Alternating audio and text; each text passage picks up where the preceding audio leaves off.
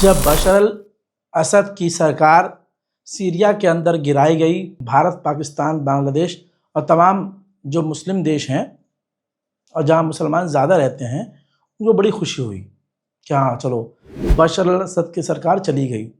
अच्छी बात है, चली गई थी, मैंने तब भी कहा था। लेकिन जो आ रही है सरकार, जोलानी की सरकार, ये अच्छी नहीं है। ये भी बशर अल असद के तरीके की ही सरकार है। अब देखिए, बशर अल असद के गिरने के बाद जो सरकार वहां बनी जोलानी की, वो खुद शलवारबाज सरकार है। यानी इजराइल की समर्थक, तुर्की की समर्थक, अमेरिका की समर्थक। शुरू में इन्हीं देशों ने, याद होगा, बहुत पुरानी, सालों की बात नहीं है, सदियों पुरानी बात नहीं है भाई, ये भी 3-4 महीने पहले की बात है।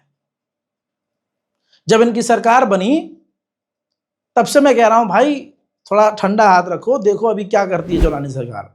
अब लीजिए, जोलानी की सरकार की मौजूदगी में इजराइल सीरिया में घुसा,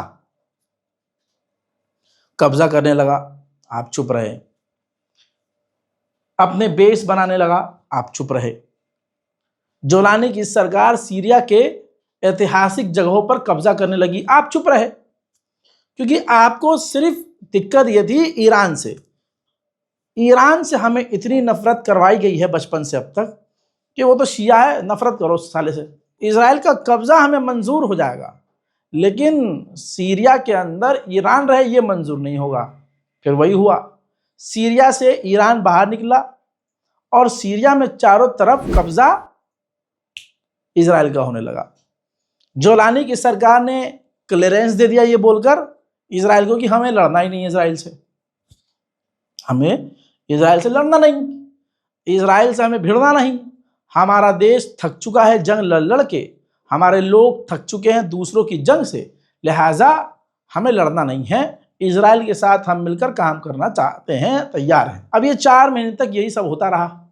उसके बाद आज इजराइल ने अपना खेल खेल दिया और ऐलान करके कहा, वार्निंग दी कि हमें साउथर्न सीरिया पूरा खाली चाहिए, डीमिलिटराइजेशन कर दो, वहाँ पर कोई हथियार नहीं होना चाहिए, वहाँ किसी सीरिया की या किसी और लड़ाकों की फौज नहीं होनी चाहिए। यानी एक तरह से पूरा साउथर्न सीरिया इजराइल ने खाली करने को कह दिया। और आपकी पसंदीदा जोलानी सरकार हिजड़ों की तरह सिर्फ तालियां बजाती रह गई। बुरा लगेगा आपको, माफ कीजिएगा, लेकिन यही हकीकत है। यही चीज मैं आपको बहुत शुरू से समझा रहा था कि जोलानी जोलानी करके जो आज मटक रहे हो, बुरा फंसोगे। अब आपको बता दूं, नेतन्याहू ने वीडियो के जरिए धमकी दी है कि साउथर्न लेबनान हमें खाली चाहिए। בסוריה כוחות צה"ל יישארו בכתר החרמון ובמרחב החיץ לזמן בלתי מוגבל כדי להגן על יישובינו ולסכל כל איום. כדאי להקשיב. לא נאפשר לכוחות של ארגון ה-HTS או לצבא סוריה החדש להיכנס לשטח מדרום לדמשק. אנחנו דורשים פירוז מלא של דרום סוריה למחוזות. अल्लाह अकबर। अब दूसरी तरफ अब क्या होगा? अब जिन्हें मैं समझाने की कोशिश कर रहा था कि भाई देखो ऐसे, इसके बाद सीरिया में लोगों को जब समझ में आया, ओहो ये तो हमारे साथ कुछ ज्यादा ही बुरा हो गया यार, ओहो, तो अब प्रदर्शन वहां शुरू हुआ है। कहां पर? सीरिया में इजराइल के खिलाफ प्रदर्शन। लेकिन जोलानी की सरकार अभी भी कुछ बोल नहीं रही है। देखिए,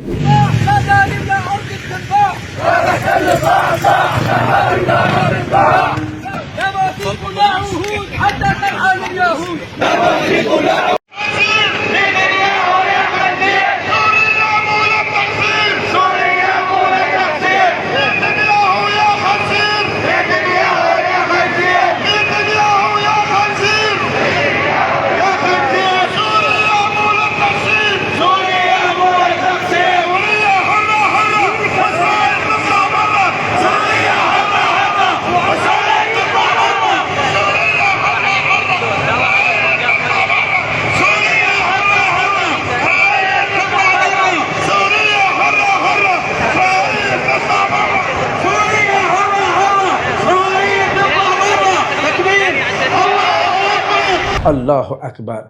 हजरात, अगर आपने मेरा सुबह वाला अपडेट नहीं देखा है तो आपको नहीं पता होगा, बता देता हूँ। 3 दिन से गायब मैं इसलिए था क्योंकि मेरी हालत बहुत ख़राब है। आपको मेरी आवाज़ में तब्दीली, आवाज़ बदली भी नज़र आ रही होगी। मैं ज़्यादा ज़ोर से नहीं बोल रहा हूँ और कंटिन्यू नहीं बोल रहा हूँ, क्योंकि वजह यही है कि जो लोग रेगुलर देखते हैं उनको पता होगा कि जब मैं कश्मीर जा रहा था तो वहाँ से वापस आने के बाद मैंने एक प्रॉब्लम आपके साथ शेयर करी थी कि वोकल कॉर्ड्स के अंदर ज़ख़म है। अब वो ज़ख़म बढ़ गया है, वो इतना बढ़ चुका है कि यहाँ से लेकर यहाँ तक अंदर पूरा मवाद है और हालत यह है कि चम्मच से पानी पी रहा हूँ, ठीक है, दाल पी रहा हूँ, बिल्कुल मरीज़ों वाली इस फ़िलहाल ज़िंदगी जो है 3 दिन से गुजार रहा हूँ। हालत मेरी बहुत बेकार है। इवन दोस्त डॉक्टर ने मुझे बोलने से मना किया हुआ है। 3 दिन से मैं बोला भी नहीं था, अब बस कैमरे के सामने बोल रहा हूँ, वो भी बहुत लिमिटेड आवाज़ के अंदर। तो कंडीशन मेरी ख़राब है। यहाँ तक कि कहा जाता है कि वोकल कॉर्ड्स के अंदर स्टोन्स होते हैं, वो स्टोन्स फट कर मेरे बिल्कुल कौवे के पास आ चुके हैं, लेकिन वो बाहर भी नहीं निकल रहे हैं, ना अंदर पूरी तरह से जा रहे हैं। तो बस आप इमेजिन नहीं कर सकते हैं कि हालत मेरी कैसी है। आप लोगों से हाथ जोड़कर गुजारिश है कि आपके इस बेटे को, आपके इस भाई को, आपके इस नौकर को आपकी दुआओं की ज़रूरत है। दुआ दीजिए जो आवाज़ आपकी आवाज़ थी वो कहीं ख़त्म न हो जाए और अल्लाह इस आवाज़ को ताकत दे। कमेंट ज़रूर कीजिएगा, 2-4 दुआएं दीजिएगा ज़रूर, ताकि कमेंट में पढ़कर मुझे हिम्मत मिले। तो हजरात, ये हाल हो गया है सीरिया का। सीरिया के लोग अब प्रदर्शन कर रहे हैं और इज़राइल का एक नया प्लान ये है कि सीरिया के अंदर हम कोई भी अपना स्ट्रक्चर बनाएं, कोई बिल्डिंग बनाएं, कोई अपना दफ्तर बनाएं, कोई मिलिट्री चेक पॉइंट बनाएं, तो वो हम इज़राइल के सैनिकों के द्वारा नहीं। सीरिया में गरीबी बहुत ज़्यादा है, तो वहाँ के लोकल लोगों को पैसे देकर, पैसे का लालच देकर उनको इकट्ठा करें, वहाँ एक टुकड़ी बनाएं और सीरिया के ही लोगों से सीरिया की ही ज़मीन पर पैसों का लालच देकर उनसे अपने लिए स्ट्रक्चर बनवाएं। ये इज़राइल है। वहीं ये ताज़ा तस्वीर आप देख लीजिए सीरिया के माउंट हेरमोन पर, जहाँ ख़तरनाक बर्फ़बारी हो रही है, और ये माउंट हेरमोन सीरिया के बीचों बीच है और काफ़ी इम्पोर्टेंट ये जगह है जहाँ पर अभी भी इज़राइल अपने टैंक, हथियार और फौजियों के साथ तैनात है। शर्म आनी चाहिए उन मुसलमानों को जो ईरान के नफ़रत में जोलानी को सपोर्ट कर रहे थे। हज़रात, जोलानी ने ताज़ा तरीन बयान में, इस बयान में ये देखिए इंटरव्यू के दौरान कह दिया है कि मुझे मिडल ईस्ट का जो प्लान है डोनाल्ड ट्रंप का, मुझे डोनाल्ड ट्रंप के प्लान पर भरोसा है। यानी इस नाली के कीड़े को इस बात पर भरोसा है कि फ़िलिस्तीन और गाज़ा के लोगों को निकाल कर किसी और देश में भेज दिया जाएगा तो वो अच्छा होगा। इस सफ़ेद सुअर को डोनाल्ड ट्रंप के उस प्लान पर भरोसा है जिस प्लान के अंतर्गत अमेरिका डायरेक्ट गाज़ा में रूल करेगा और गाज़ा की ज़मीन पर कब्जा करेगा। इस सफ़ेद सुअर को अमेरिका के ट्रंप के उस प्लान पर भरोसा है जिस प्लान के अंतर्गत इज़राइल वेस्ट बैंक और जनीन में कब्जा करेगा। बहुत बढ़िया भाई। हज़रात मोहतरम, वहाँ शिया समुदाय का कहना तो मेरे लिए गलत ही होगा। वहाँ मुसलमानों के इतिहास का, करबला से जुड़े हुए इतिहास का एक रोज़ा है। बीबी ज़ैनब जिनका रोज़ा है, जो मौला अली की बेटी हैं, हज़रत अली की बेटी हैं। मुझे आपको बताने की ज़रूरत नहीं है कि हज़रत अली कौन थे, मुझे ये भी बताने की ज़रूरत नहीं है कि उनकी बेटी ज़ैनब कौन थी। उन्हीं का ये रोज़ा है जिस पर अब पूरी तरह से सीरिया की गवर्नमेंट कब्ज़ा कर चुकी है।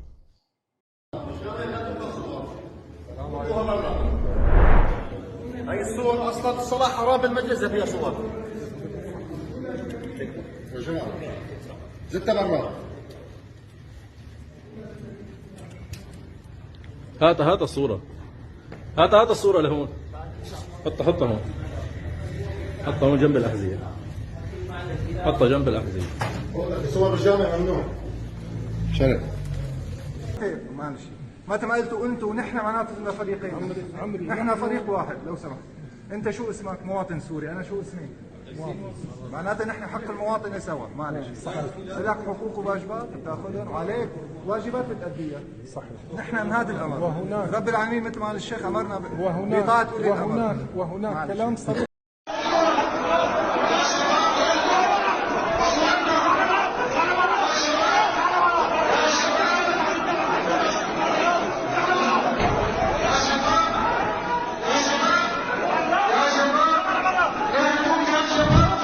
अल्लाह अकबर, अल्लाह अकबर, अल्लाह अकबर। उधर मेरे दोस्तों यूरोपीय यूनियन ने उधर सीरिया के ऊपर से तेल, एनर्जी और ट्रांसपोर्ट से पाबंदी हटा दी है, जिससे सीरिया को बड़ा फ़ायदा पहुंचने वाला है। वहीं मेरे दोस्तों इजराइल ने डोनाल्ड ट्रंप की सरकार को इन्फॉर्म किया है कि बाइडन की सरकार के वक्त जो भी फ़िलिस्तीन और गाज़ा को लेकर हमने एग्रीमेंट किया था, साइन किया था, हम उन तमाम चीज़ों को नहीं अब मानते। यानी अपने ही मुंह से इजराइल पलट गया है। और इसमें जाहिर सी बात है डोनाल्ड ट्रंप तो खुशी होगा कि हाँ, पुरानी सरकार की बात मानने से अब इजराइल ने इनकार कर दिया है, अब इजराइल सिर्फ मेरी मानेगा। इजराइल और इजराइलियों के अंदर इंसानियत बिल्कुल नहीं है। ये मैं दूसरा एग्जाम्पल आज का दिखा रहा हूँ। ये देखिए, एक पॉडकास्ट के अंदर एक इजरायली सैनिक, जो बुढ़ा आपको नज़र आ रहा है कैप में, ये इजराइल का सैनिक है। ये कह रहा है कि गाज़ा और फ़िलिस्तीन के लोगों को जब तक ये सारे के सारे जल नहीं जाते रुकना नहीं चाहिए, सबको जलाकर ख़त्म कर देना चाहिए। हजरात, ये सोच है अरब देशों के लिए, अरबियों के लिए इजराइल की। तब भी अरब देश ये तमाम चीज़ देखकर खामोश हैं। गाज़ा के अंदर कुछ बचा नहीं है।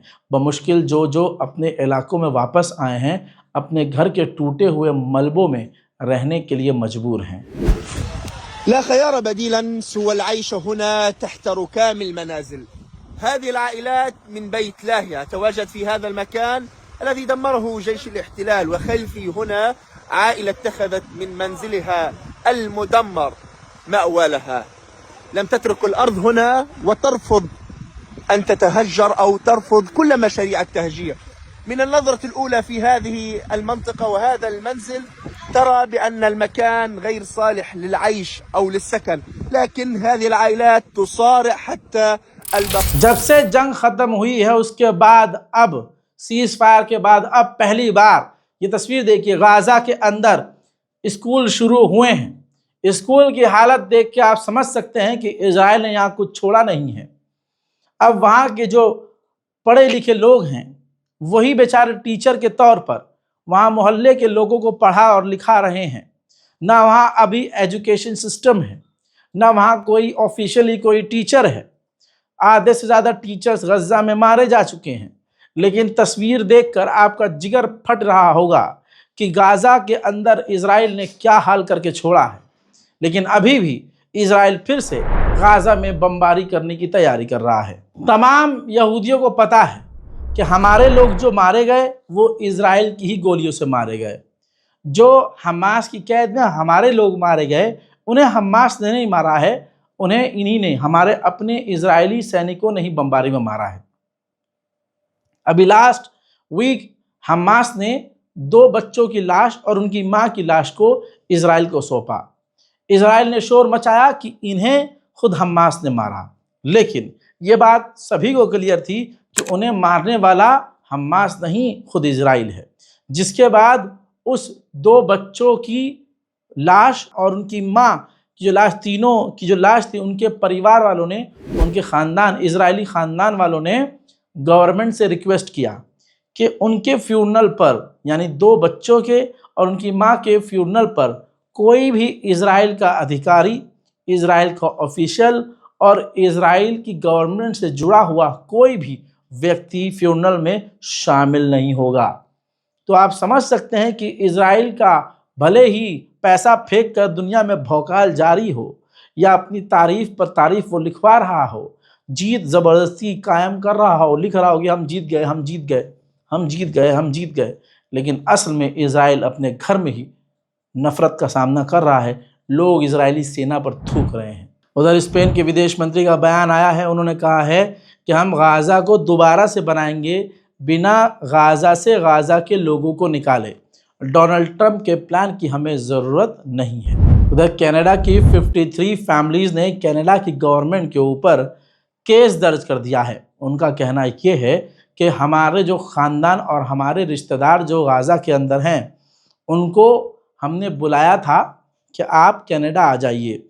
उनको वीज़ा देने के लिए हमारी कनाडा की गवर्नमेंट जानबूझकर डिले कर रही है। इसी सिलसिले में कनाडा की सरकार के ऊपर अब केस दर्ज हो गया है। हालांकि ये तस्वीरें मैं सुबह दिखा चुका हूँ, लेकिन कुछ नई तस्वीरें आई हैं, वो भी आपको दिखाना ज़रूरी है। रेड अलर्ट है ये तमाम मुस्लिमीन के लिए और जो भी फ़िलिस्तीन से प्यार करते हैं उनके लिए। हालात ये है दोस्तों कि वेस्ट बैंक में भारी मात्रा में इजराइल के टैंक पहुंच चुके हैं। गलियों में, मोहल्लों में, चौराहों पर और चारों तरफ वेस्ट बैंक और जरीन के इलाके में इजराइल के टैंक अब तैनात हो गए हैं।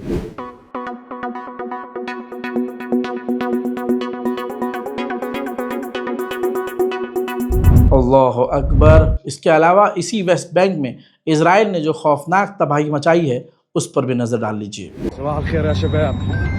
ولا ايش على دوار الشهداء ساعة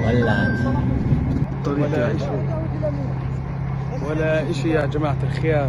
في تراك هون كامل، هاي دوار الشهداء، مدخل قباطي يا جماعة الخير، ولا اشي على دوار الشهداء ساعة. القهوة يا شباب هون الناس مش عارفة تمرق. हजरात 40,000 लोग इसी फ़िलिस्तीन के वेस्ट बैंक को इजराइल के इन्हीं आतंक से परेशान होकर छोड़कर जा चुके हैं, जिसके बाद इजराइल के डिफेंस मिनिस्टर ने कहा है कि जो यहाँ से चले गए 40,000 लोग उनको हम वापस यहाँ कभी आने नहीं देंगे। हजरात फ़िलहाल की इस रिपोर्ट में इतना ही। मेरे लिए दुआ ज़रूर कीजिएगा, रिपोर्ट को शेयर ज़रूर कीजिए, चैनल को सब्सक्राइब कीजिए। मैं हूँ रज़ा और आप देख रहे थे रज़ा ग्राफी अनस्क्रिप्टेड। जय हिंद।